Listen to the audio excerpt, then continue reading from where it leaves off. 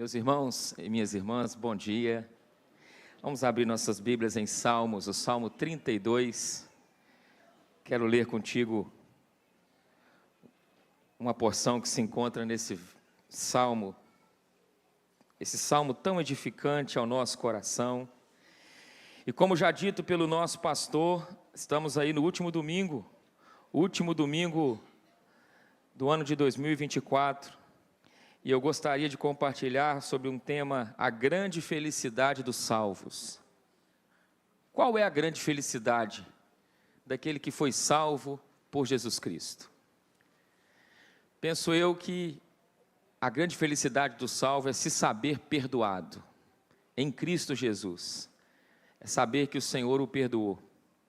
Isso leva você a adentrar um novo ano, não com a expectativa de que não terá problemas no novo ano, mas que vai entrar nesse novo ano um homem que está desenvolvendo a sua salvação em Cristo.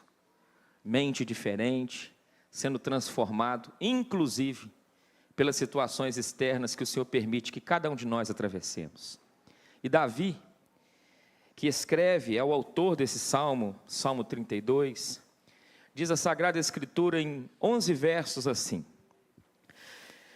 Bem-aventurado aquele cuja transgressão é perdoada, cujo pecado é coberto. Bem-aventurado é aquele a quem o Senhor não atribui iniquidade e em cujo espírito não há engano. Enquanto calei os meus pecados, os meus ossos envelheceram pelos meus constantes gemidos todo o dia, porque a tua mão pesava dia e noite sobre mim. O meu vigor secou, como no calor do verão. E eu confessei-te então o meu pecado, e a minha iniquidade não mais ocultei. Eu disse: confessarei ao Senhor as minhas transgressões, e tu perdoaste a iniquidade do meu pecado. Sendo assim, todo o que é piedoso te fará súplicas em tempo de poder te encontrar. Com efeito, quando transbordarem muitas águas, não o atingirão. Ele adora ao Senhor no verso 7, dizendo: tu és o meu esconderijo, tu me preservas da tribulação e me cercas de alegres cantos de livramento. Eu o instruirei e lhe ensinarei o caminho que você deve seguir. E sob as minhas vistas lhe darei conselho. Não sejam como o cavalo ou a mula, que não têm entendimento, que são dominados com freios e cabrestos. Do contrário, não obedecem a você. Muitos são os sofrimentos do ímpio, mas o que confia no Senhor, a misericórdia o cercará. E alegre-se no Senhor, e regozijem-se, ó justos. Exultem todos vocês que são retos de coração. Pai querido, em nome de Jesus Cristo, tua igreja está envolvida com canções, com hinos nessa manhã, e podemos, ó Pai, através dessas canções, nos achegar ao Senhor, lendo a Tua Palavra mais uma vez, e sendo expostos por essa Palavra mais uma vez. E nós te pedimos, ó Pai, que o Senhor dê ao Teu servo, ao Teu Filho, a iluminação, para comunicar as verdades que estão, ó Deus, muito elevadas, para a nossa realidade, com toda certeza. É uma terra santa, por isso, ajuda-nos, ó Pai, a nos minutos de reflexão, mantermos a concentração necessária para absorvermos, ó Deus, as verdades que o Senhor tem para edificar o nosso coração, em nome de Jesus. Amém. Meus irmãos, este salmo, como já dito, foi escrito por Davi. Algumas Bíblias traz o título a esse salmo de A Bem-aventurança de quem recebe o perdão. Por baixo de alguns títulos vai estar salmo didático. Outras Bíblias vai estar a expressão masquil, que significa um salmo instrutivo. um salmo que traz uma experiência que visa edificar outros. E quando isso acontece com Davi? Você tem na biografia de Davi, no segundo livro de Samuel, no primeiro livro de Samuel, vários momentos na vida de Davi.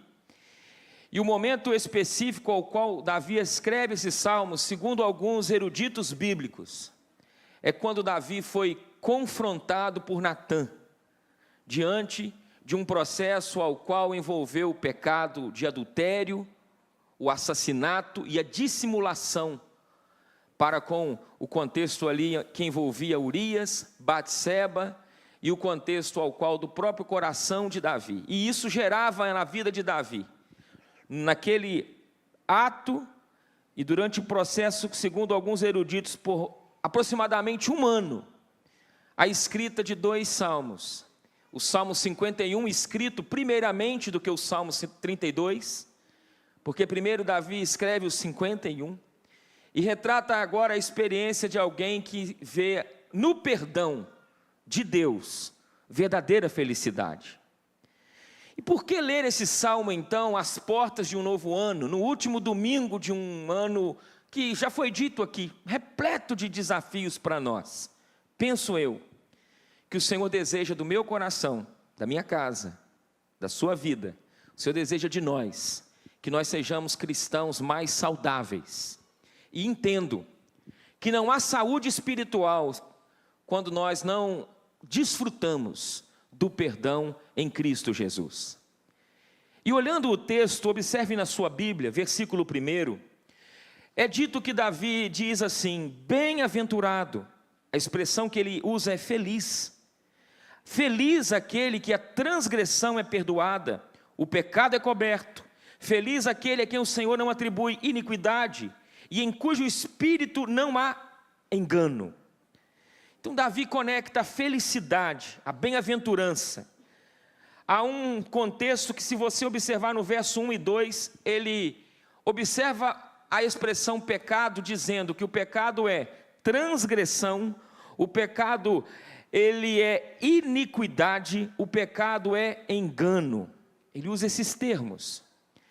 E cada termo desse na língua hebraica mostra um pouco da natureza depravada do nosso coração.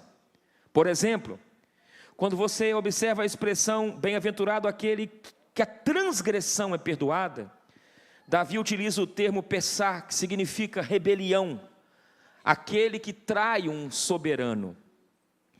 Esse que está sob a tutela de um soberano e que é alguém que ele confia, mas apesar de toda a confiança desse soberano a ele vem a trair e a negá-lo. Há um comentarista de nome Wisber que diz que é passar do limite, transgredir é passar do limite. E Davi diz que feliz é aquele que as suas rebeliões, o seu passar do limite é perdoado. Davi diz também que feliz é aquele a quem o Senhor não atribui iniquidade. Quando ele utiliza esse termo, é a palavra distorção moral ou depravação. Diante do olhar de Deus, sabendo que nós somos homens, mulheres depravados em Adão, Davi, no seu tempo, ele enxerga que feliz é aquele a quem o Senhor, ao olhar, não vai atribuir iniquidade. Ou seja, é Deus não imputar, é o Senhor absorver, que no tempo de Davi, do culto que Davi prestava, envolvia o sacrifício de cordeiros, de animais, e muitas vezes Davi fez este ato cultico a Deus, tendo estes animais como substituto, mas nós em Cristo e na nova aliança, lemos esse salmo, desfrutando de algo que aponta para Cristo, como diz Paulo escrevendo aos Romanos no capítulo 5, verso 1, que nós somos justificados em Cristo Jesus. Então veja, se eu compartilho com os irmãos sobre a grande felicidade dos salvos, e aponto 3 coisas para uma vida espiritual saudável, a primeira delas, há uma bênção para aqueles que pedem perdão a Deus. E eu não sei como você está entrando o ano, eu não sei como você viveu o ano de 2024, mas a sua consciência diante de Deus, com toda certeza nessa manhã, ela é conduzida. E o primeiro desafio que eu vejo é que feliz é aquele que tem os ombros leves, porque não são poucos aqueles que vão virar o dia 31 de dezembro, que vão atravessar o ano de 2024 para o 25, carregando mochilas muito pesadas. E é difícil carregar mochila pesada. Os pais aqui que levam seus filhos para a escola, de vez em quando, ficam horrorizados. Como é que esse menino consegue carregar uma mochila dessa? Você já teve a oportunidade de subir um morro, uma montanha, ir numa serra, e de repente uma mochila bem pesada. No início vai bem, mas passa 1 quilômetro, 2 quilômetros, talvez alguns de nós começam a requerer um pouquinho agora de água, dar uma pausa, recuar, quase desistir. Então, o primeiro conselho para você e para mim, que a gente atravesse os portais desse próximo ano, entendendo que não vale a pena carregar mochila pesada, que o Senhor está nos chamando, como Davi nos instrui pela Escritura Sagrada, a sermos homens e mulheres plenos, apoiados na verdadeira felicidade daquele que tem a transgressão perdoada, aquele que tem a sua transgressão não na base da realidade da iniquidade atribuída, mas a quem o Senhor o cobre. E o Senhor tem, com todo amor, muito prazer em cobrir. Nós, diferentemente, não somos assim por natureza. A gente tem alegria, às vezes, em descobrir. Te explico. Às vezes nós descobrimos o irmão que já está caído, e ao invés de cobrir esse irmão que caído está, e que precisa de uma mão que levanta, nós descobrimos esse irmão, e Deus é especialista em cobrir. Te mostro.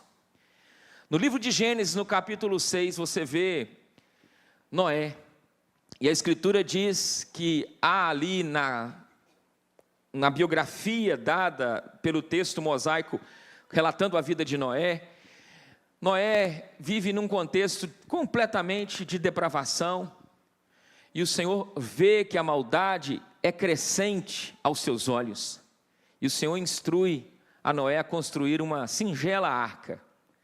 Imagine comigo quanto deboche, imagine comigo ir até sua família e relatar o que foi dito a ele como uma revelação do sagrado, e ele começa então a construir essa grande arca, durante muitos anos, e a Escritura nos mostra que então cumpre aquilo que o Senhor disse a Noé: vem o dilúvio. Era o Senhor cobrindo Noé, protegendo Noé, abrigando Noé, de tudo aquilo que a influência externa poderia trazer também para com a sua casa. O Senhor promete a ele um novo tempo, um novo mundo, um novo momento, um momento que fala para nós de uma ressurreição. E curiosamente Noé está coberto, guardado pelo Senhor. Chegamos no livro de Êxodo, vemos o povo hebreu 400 anos escravizados pelo povo egípcio. A Escritura Sagrada diz que por 10 vezes o Senhor então ali levanta Moisés, Arão, por 10 vezes o coração daquele faraó vai ficando mais e mais e mais endurecido. E a Escritura diz que chega um momento então que o povo hebreu vai marchando rumo ao deserto, e há o mar à frente, o mar vermelho, e a Escritura Sagrada diz que esse povo de Deus atravessa esse mar a seco. Mas e os egípcios? Os egípcios foram descobertos, e o mar veio sobre eles, levando todos eles à morte. Mas o povo de Deus passou a seco, coberto. Esse povo no deserto presta culto a Deus no tabernáculo, e lá dentro do tabernáculo nós sabemos há um local santo, e há o santo dos santos, e dentro do santo dos santos tem a arca do propiciatório, e sob a arca do propiciatório você tem então a arca, e você tem o propiciatório que cobre o que há de importante dentro daquele propiciatório, cobertura. Você vai caminhando pela Escritura Sagrada e você vê, por exemplo, o apóstolo Pedro, alguém que teve que lidar com várias situações no seu viver, escrevendo no tempo de maturidade cristã uma carta. E a carta que ele escreve, na primeira carta, no capítulo 4, versos 7 e 8, ele diz assim: amem-se uns aos outros sinceramente, porque o amor cobre multidão de pecados. O amor cobre, o amor não descobre. E olhamos para a nossa própria vida particular. Quantas vezes o Senhor tem coberto a nossa vida? Quantas vezes o Senhor tem coberto a nossa história de situações que nós não temos ideia, mas o Senhor, por infinita graça, Ele vem com a cobertura do seu sangue, esse sangue que nos protege, esse sangue que historicamente nos libertou, esse sangue que, para a glória divina, quando nós nos apoiamos nele, concede essa alegria que o salmista diz: aquele a quem o Senhor não atribui iniquidade, em cujo espírito não tem engano, que o pecado é coberto. E eu creio que o desejo do Senhor para o povo na nova aliança, que inclui a mim e a você, é que sejamos o povo que saiba cobrir os seus irmãos. Como, pastor? Quando, por exemplo, você entender de um irmão que está fragilizado, lutando com vícios, pecados, ao invés de você utilizar a sua língua com maledicência, você utilizar a sua língua para falar: vamos orar juntos, vamos orar com ele, vamos fazer uma visita, vamos interceder. Saúde espiritual. Mas a nossa enfermidade de alma nos faz olhar para o pior que tem no nosso coração e olhar para o irmão, olhar para a irmã com o pior que nós temos de nós, ao invés de olhar para aquilo que Cristo realizou em nós e entender que você, de alguma forma, faz parte, é conectado ao mesmo corpo, ao corpo de Cristo, e que eu e você somos responsáveis uns pelos outros. Lindo entender isso. Não traz, com toda certeza, o enchimento dos templos quando trazemos essa mensagem de negar a vontade, de falar da obra da cruz, de caminhar uma segunda milha, de cobrir o irmão. Isso não é popular e nunca vai ser. Mas eu vejo que esse primeiro presente é dado a nós quando lemos que feliz é aquele que tem os ombros leves. A segunda verdade que eu entendo e compartilho com os irmãos é a maldição de guardar rancor no coração. Repito, guardar rancor no coração é algo maldito, irmãos. Não sou eu quem diz, a Escritura diz assim, verso 3: enquanto calei, os meus pecados envelheceram os meus ossos. Calar fala de silêncio. Você lidar bem com silêncio? Pergunto para o meu irmão, para a minha irmã nessa manhã, e pergunto para o meu coração. Davi diz que ele calou os pecados, mas os pecados geravam algo no seu físico. Os ossos dele, dizer, segundo a Escritura, estão sendo envelhecidos, e ele tem gemidos constantes, por causa dos múltiplos pecados, todo dia. Só que, quando lemos o verso 3, conectando ao verso 4, Davi está dizendo que esses ossos que se envelhecem, esses gemidos constantes todo o dia, diz a Escritura que é a mão do Senhor pesando sobre ele como filho de Deus. Irmãos, é interessante, porque a mão de Deus pesa. Davi diz: dia e noite sobre a minha vida. E ele entende que isso gera um secar na sua alma, que ele diz que é um secar do seu vigor, como uma água colocada no deserto no calor mais intenso do verão. Ele diz: meu vigor está se secando como no calor do verão. Em outras palavras, não vale a pena estocar ou guardar rancor no seu coração. Quem de nós não é desafiado nesse quesito volta e meia, com rancor, com a raiz de amargura que contamina a muitos ao nosso redor? Mas o mais sério para nós que temos o Espírito Santo é nós nos acostumarmos com essas raízes de amargura e acharmos normal. Pasmem vocês, falando da classe pastoral, é conversarmos com pastores que dizem assim, batendo no peito: olha, eu não converso com fulano, e ele achar normal. E se a gente pode pensar isso a nível de uma liderança cristã, imagine um irmão neófito, recém-chegado, com seus carrapichos como ovelha, como filho de Deus. Então veja que Davi está nos mostrando que há uma bênção quando ele confessou o seu pecado, a iniquidade não mais ocultou, e ele disse: eu confessarei ao Senhor as minhas transgressões, e tu perdoaste a iniquidade do meu pecado. Agora, a última verdade, a primeira delas então, repetindo, há uma bênção para aqueles que pedem perdão a Deus. A segunda verdade, a maldição de estocar ou guardar rancor no coração. Mas a última, e aqui concluo, é o desafio de andar com espírito humilde. Andar com espírito humilde. O que seria humildade? Humildade é o oposto da arrogância. A arrogância é aquele homem, aquela mulher que acha que sabe, que acha que é. Ele é o tal, é aquele que nas canções natalinas do Roberto Carlos dizia: esse cara sou eu. Agora pensa bem, nós talvez não verbalizamos isso, mas isso é muitas das vezes revelado nos nossos relacionamentos pela influência do nosso coração depravado.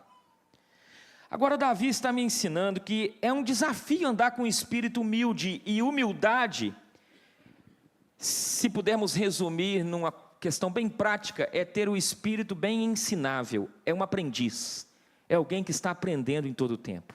Isso é humilde. Humildade não é deixar de reconhecer suas virtudes. Todos aqui, todos, sem exceção, são repletos de virtudes, e louvado seja Deus por isso. Mas humildade é você reconhecendo essas virtudes, entender que não são os seus lábios que vão citar essas virtudes, mas que essas virtudes vão ser reconhecidas pelos que estão ao redor, ou não, em algum momento. Humildade é deixar claro às pessoas que tudo, não é algumas coisas, tudo é graça, e que você reconhece a sua fragilidade, inclusive as suas tentações de ter que lidar com o poder, com o sexo, com os bens materiais. Isso nunca será fácil, porque nós somos arrogantes na essência, nós achamos que nós temos o controle da situação, e a arrogância de, na prática, achar que Deus enganou, permitindo determinadas experiências e fases na nossa vida. E aí você vê Davi dizendo: tu és o meu esconderijo, verso 7, tu me preservas da tribulação, e me cercas de alegres cantos de livramento. E a resposta dada no versículo 8, pelo próprio Deus a Davi, não é agora Davi, mas o próprio Deus, sendo um professor para Davi, dizendo para Davi: uma vez que você é alguém agraciado com o perdão, você é alguém que está caminhando com as mochilas nas costas de forma leve, você é alguém piedoso em tempo de poder encontrar o Senhor, você vai ser, versículo 8, instruído, eu instruirei, eu ensinarei o caminho que você deve seguir, e sob as minhas vistas, ou seja, sob o meu olhar, eu te darei conselho. Quem de nós que não deseja o conselho de Deus? Conselho de amigos são bons, esse ano eu recebi alguns conselhos de amigos, vários conselhos nobres, bacanas, abençoados conselhos, faz parte. Mas o melhor dos conselhos pela Escritura Sagrada é este que Davi diz e desfruta: sob as minhas vistas, sob o meu olhar, sob o olhar de Deus, você vai ser aconselhado, você vai ter o conselho para as encruzilhadas e decisões mais difíceis que nós atravessarmos, irmãos, sobre ir, sobre vir, sobre adquirir, sobre vender, os negócios, sobre abrir mão, sobre agarrar, conselhos que o Senhor tem para nós na sua palavra. Mas quando nós não ouvimos por falta da humildade necessária os conselhos de Deus, o versículo 9 diz que nós somos seres irracionais. Davi ouve, a Escritura nos diz: não sejam como o cavalo ou a mula, que não tem entendimento, são dominados com freios e cabrestos, do contrário não obedecem a você. Numa visita essa semana, minha esposa me lembrava de um dia que fomos fazer uma visita a um determinado familiar, e paramos o veículo assim na porta da casa. Eu saí do carro e falei assim: Leca, vou voltar, vou tirar esse carro daqui. E tirei. Entrei para a casa do pessoal, a porta da casa estava aberta, e quando eu estou conversando com o pessoal, saudando a eles, eu ouço um barulho. O barulho era de um cavalo louco, irmãos. O homem atrás do cavalo, o cavalo foi com os pés no para-brisa do veículo, tirou os pés sangrando, causou uma arruaça naquela rua. Eu falei: olha só, foi aonde eu coloquei o carro, naquele cavalo descontrolado, e o dono, que estava alcoolizado, não sabendo dominar aquele animal. Não sei o que aconteceu, mas o que me chamou a atenção é como que a Bíblia, ela nos ensina: o cavalo e a mula não têm entendimento, o cavalo e a mula são dominados, precisa ser dominado com freio, cabresto. Matthew Henry, um puritano, diz que é muito melhor ser guiado pelo conselho de Deus do que ser guiado pela vara de Deus. Leia comigo Provérbios, aqui eu vou terminar, Provérbios 26, versículo 2. Salomão, o filho de Davi, escreveu Provérbios,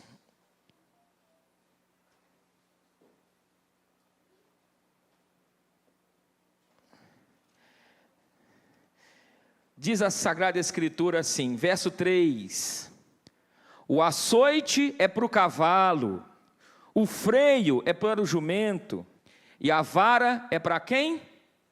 Para as costas do tolo. Por isso, quando você vê Davi, o pai de Salomão, dizendo: sobre as minhas vistas te darei conselho, não seja como o cavalo ou a mula que não tem entendimento, que são dominados com freios e cabreços, do contrário, não obedecem você. Nós entendemos então que a humildade nos leva a ser alguém que tem um espírito ensinável. Então eu termino lembrando a você que feliz é quem confia que Deus tem um olhar de pai, feliz é quem anda de ombros leves, que não estoca pecados, feliz é esse que anda na luz e que tem em Cristo a referência de uma vida humilde e ensinável, porque o próprio Cristo veio a este mundo e diz a Sagrada Escritura: aprendei de mim, eu sou manso, sou humilde de coração. Vamos orar? Pai querido, obrigado pela Tua santa palavra, que nunca voltou vazia e que desafia-nos à saúde espiritual. Será um ano onde vamos ouvir muito, Pai, sobre gratidão, sobre missão. E se o Senhor nos permitir, nós queremos ser uma comunidade mais e mais saudável. Uma comunidade que saiba cobrir, porque foi coberta pelo sangue de Cristo. Que saiba cobrir os irmãos nas suas debilidades, porque foi guardada do mundo, guardada do mal, e o Senhor tem feito isso conosco. Obrigado por tudo que o Senhor nos instruiu, e que essas palavras ditas aqui sejam multiplicadas em nosso coração, como 5 pães e 2 peixes, para a glória do Senhor, em nome de Jesus. Amém.